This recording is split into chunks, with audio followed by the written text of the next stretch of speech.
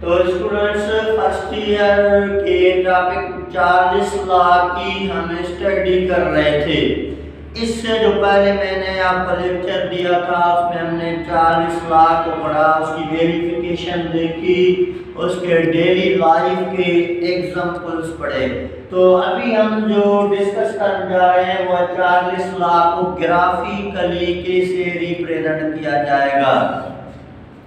तो अभी देखिए चार्ल्स लॉ तो मैंने आपको बताया था सर जेकस चार्ल्स ने दिया था, जिसका कहना था volume is directly proportional to the temperature at constant pressure और number of mole, at constant pressure and number of moles.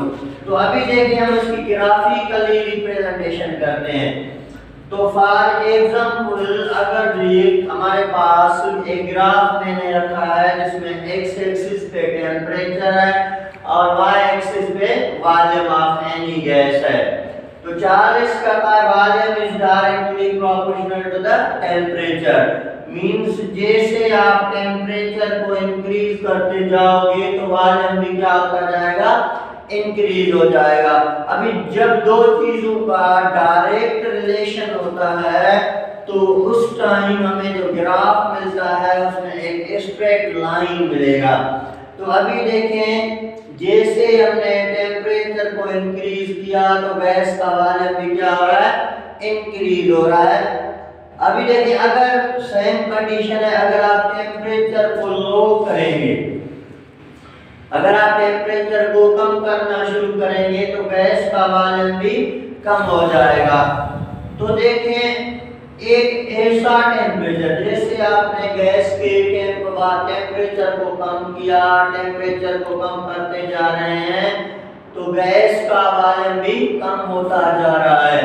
लेकिन एक कंडीशन या एक ऐसा टेम्परेचर आ जाएगा जहां पे गैस, ये जो ग्राफ है यहाँ पे कट हो जाएगा। इसका मतलब है कि ये जो टेम्परेचर आपके पास आता है दैट इज -273 डिग्री सेंटीग्रेड, यहाँ इसको हम -273.6 डिग्री सेंटीग्रेड या 16 डिग्री सेंटीग्रेड कैलकुलेट करते हैं। अभी ये जो टेम्परेचर है दैट इज -273 या 0.16 डिग्री सेंटीग्रेड और 0 केल्विन। तो हम कहते हैं this is the lowest range of the temperature in the universe. तो साइंटिस्टों के मुताबिक इस यूनिवर्स का हम कम से कम जो टेम्परेचर कर सकते हैं that is -273.16 degree centigrade. This is the lowest range of temperature in the universe। लेकिन देखिए अभी भी ये जो टेम्परेचर है दिस इज थ्योरेटिकल, ये हमारे पास अभी भी क्या है, थ्योरेटिकल है। प्रैक्टिकली अभी भी ये टेम्परेचर ऑब्जर्व नहीं हुआ, लेकिन साइंटिस्टों का एक कंक्लूजन है कि हम इस टेम्परेचर को, यूनिवर्स को कम से कम इतने टेम्परेचर पे ला सकते हैं। तो सेल्सियस स्केल में ये बराबर हो जाता है -273.16 डिग्री सेंटीग्रेड और केल्विन में ये 0 केल्विन के बराबर है। तो अभी तक ये हमें मिला नहीं है, अलबत्ता साइंटिस्ट की कोशिश ये है। तो इस टेम्परेचर को हम केमिस्ट्री में एब्सोल्यूट जीरो टेम्परेचर या एब्सोल्यूट टेम्परेचर कहते हैं। तो एब्सोल्यूट जीरो टेम्परेचर या absolute temperature that is equal to -273.16 degree centigrade और 0 केल्विन। तो जैसे जैसे हमने टेम्परेचर को क्या किया, डिक्रीज किया, तो एक ऐसा टेम्परेचर आ गया जिसको मैंने नाम दे दिया एब्सोल्यूट टेम्परेचर या एब्सोल्यूट जीरो टेम्परेचर, जिससे फर्दर हम टेम्परेचर को कम नहीं कर सकते। तो इस टेम्परेचर पे क्या हो जाता है, तो इसको हम डिफाइन करते हैं कि ऐसा टेम्परेचर जिस पे वॉल्यूम ऑफ गैस जो है वो 0 हो जाए, या ऐसा टेम्परेचर जिसमें जो भी गैस मॉलिक्यूल्स के मोशंस होते हैं वो सीज्ड हो जाते हैं। ये एक ऐसा टेम्परेचर है जिस पे kinetic energy of gas molecule जो है वो क्या हो जाती है, जीरो हो जाती है। तो इसी तरह जब आप 40 लाख को ग्राफिकली रिप्रेजेंट करेंगे तो जैसे जैसे आप टेम्परेचर को बढ़ाएंगे वॉल्यूम बढ़ता जाएगा, लेकिन जैसे आप टेम्परेचर को कम करते जाएंगे तो एक ऐसा टेम्परेचर आ जाएगा जहाँ पे ग्राफ कट हो जाता है। इससे ज्यादा टेम्परेचर कम नहीं हो सकता।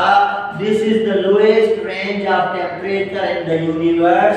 दिस इज थ्योरेटिकली, अलबत्ता ये अभी कैलकुलेटेड भी नहीं है, और वो टेम्परेचर है -273.1 डिग्री 6 डिग्री सेंटीग्रेड और 0 केल्विन। तो साइंटिस्टों के मुताबिक इस टेम्परेचर पहुंचने से पहले, इस टेम्परेचर पहुंचने से पहले क्या होता है कि जो भी गैस मॉलिक्यूल्स होते हैं दे लिक्विफाई और कन्वर्टेड इनटू लिक्विड स्टेट। तो before reaching this temperature all the gas molecule is converted into liquid, volume of gas becomes zero, all motion of gas molecules zero या ceased हो जाते हैं, kinetic energy of gas molecule becomes zero। तो absolute zero या absolute temperature हमारे पास क्या होता है -273.16 डिग्री सेंटीग्रेड और 0 केल्विन। इसको हम वर्ल्ड यूनिवर्स का लोएस्ट टेम्परेचर कह सकते हैं। ये थ्योरेटिकली वैल्यू है, इससे ज्यादा यूनिवर्स का टेम्परेचर कम नहीं होता। और एब्सोल्यूट टेम्परेचर या एब्सोल्यूट जीरो टेम्परेचर को हम डिफाइन करते हैं अ temperature at which volume of gas become zero or a temperature at which all the motion of gas molecules become ceased, a temperature at which the volume of gas, the kinetic energy of the gas becomes zero. This temperature is known as absolute temperature। तो इसी तरह इस absolute temperature को represent करते हैं। अभी देखिए यहाँ पे हम 40 लाख की इस स्टेटमेंट को भी समझने की कोशिश करेंगे कि सर ये भी कहता है कि eight constant pressure and volume, एक कांस्टेंट प्रेशर पे, सर कहता है कांस्टेंट प्रेशर पे अगर आप किसी भी गैस के वॉल्यूम को इंक्रीज करें या डिक्रीज करें तो वो 1/273 टाइम इंक्रीज होगा ऑफ इट्स ओरिजिनल वॉल्यूम। तो अभी देखिए मैं इसको सिंपली एक्सप्लेन करता हूं। सर कहता है फॉर एग्जांपल, अभी देखिए ये स्टेटमेंट थोड़ी डिफिकल्ट होती है बच्चों को समझने में, लेकिन इसको हम सिंपली यूं बताएंगे कि फॉर एग्जांपल अगर 0 डिग्री सेंटीग्रेड पे गैस का वॉल्यूम है 546 सेंटीमीटर क्यूब, 0 डिग्री सेंटीग्रेड पे गैस का वॉल्यूम कितना है 546 सेंटीमीटर क्यूब। सर कहता है कि अगर इस डिग्री सेंटीग्रेड पे अगर आप क्या करते हैं 1 डिग्री सेंटीग्रेड टेम्परेचर को राइज करते हैं तो 1 डिग्री सेंटीग्रेड टेम्परेचर जब राइज होगा तो गैस का जो ओरिजिनल वॉल्यूम है उसका 1/273 टाइम ये वॉल्यूम इंक्रीज होगा। आई बात समझ में? तो इसका मतलब क्या हुआ कि अगर 0 डिग्री सेंटीग्रेड पे किसी भी गैस का volume for example 546 centimetre cube है, आप 1 डिग्री सेंटीग्रेड राइज करते हैं तो 1 डिग्री सेंटीग्रेड राइज होने से ये जो गैस का वॉल्यूम है ये अपने ओरिजिनल वॉल्यूम का 1/273 टाइम इंक्रीज होगा। लिखा है ना ओरिजिनल वॉल्यूम का। तो एवरी डिग्री राइज, अगर आप हर डिग्री टेम्परेचर राइज करें 1 केल्विन राइज करें तो गैस के ओरिजिनल वॉल्यूम का 1/273 टाइम इंक्रीज होगा। या आप इसे कर सकते हैं कि अगर आप 1 डिग्री सेंटीग्रेड टेम्परेचर को फॉल करें 1 केल्विन टेम्परेचर कम करें तो गैस का जो वॉल्यूम है वो अपने ओरिजिनल वॉल्यूम का 1/273 टाइम डिक्रीज होगा। तो 1 डिग्री सेंटीग्रेड बढ़ाने से गैस के ओरिजिनल वॉल्यूम का 1/273 टाइम वॉल्यूम इंक्रीज होता है और कम करने से ये इतना ही क्या हो जाता है, कम हो जाता है। तो इसका मतलब हुआ, तो देखिए 1/273 आफ्टर ओरिजिनल वॉल्यूम। अभी देखिए कैसे, अभी इसको मैं सिंपली यहाँ पे समझा दूं कि जब आप 1 डिग्री सेंटीग्रेड, जब आप टेम्परेचर 1 डिग्री सेंटीग्रेड राइज करेंगे तो गैस का वॉल्यूम बढ़ता है 2 सेंटीमीटर क्यूब। मींस जब आप 1 डिग्री सेंटीग्रेड वॉल्यूम इंक्रीज करेंगे, टेम्परेचर इंक्रीज करेंगे तो गैस का वॉल्यूम कितना बढ़ेगा, 2 सेंटीमीटर क्यूब बढ़ेगा। अभी देखिए इसका ओरिजिनल वॉल्यूम कितना है, 546। तो देखें 1 डिग्री सेंटीग्रेड बढ़ाने से वॉल्यूम 2 सेंटीमीटर क्यूब इंक्रीज हुआ। अभी देखिए कहता है ये जो 2 सेंटीमीटर क्यूब है ना, ये इस ओरिजिनल वॉल्यूम का 1/273 टाइम है। तो देखिए 2 सेंटीमीटर क्यूब इंक्रीज हुआ, ओरिजिनल वॉल्यूम कितना है 546 सेंटीमीटर क्यूब। जब आप इसको डिवाइड करेंगे तो आपका आंसर आ जाएगा 1/273। तो इसका मतलब क्या हुआ कि 47 का है, आप 1 डिग्री सेंटीग्रेड टेम्परेचर को बढ़ाओ तो आपके ओरिजिनल वॉल्यूम का 1/273 टाइम वॉल्यूम इंक्रीज होगा। तो 1 डिग्री सेंटीग्रेड राइज होने पे टेम्परेचर 2 सेंटीमीटर क्यूब बढ़ा, तो अभी ये 2 सेंटीमीटर क्यूब जो है वो 546 का 1/273 पार्ट है। तो ये इसका कहना है, this is statement of Charles law and graphically explanation भी आपने समझ ली, एब्सोल्यूट टेम्परेचर भी समझ लिया, और ये भी आपने समझ लिया कि हर डिग्री सेंटीग्रेड राइज होने से वॉल्यूम कितना बढ़ता है, 2 सेंटीमीटर क्यूब। लेकिन ये वॉल्यूम जो है वो ओरिजिनल वॉल्यूम का 1/273 टाइम।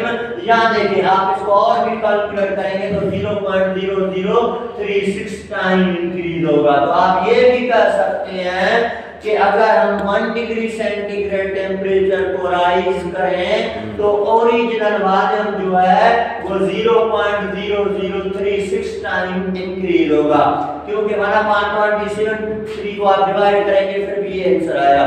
तो ये आपकी चार्ल्स लॉ की स्टेटमेंट होती है।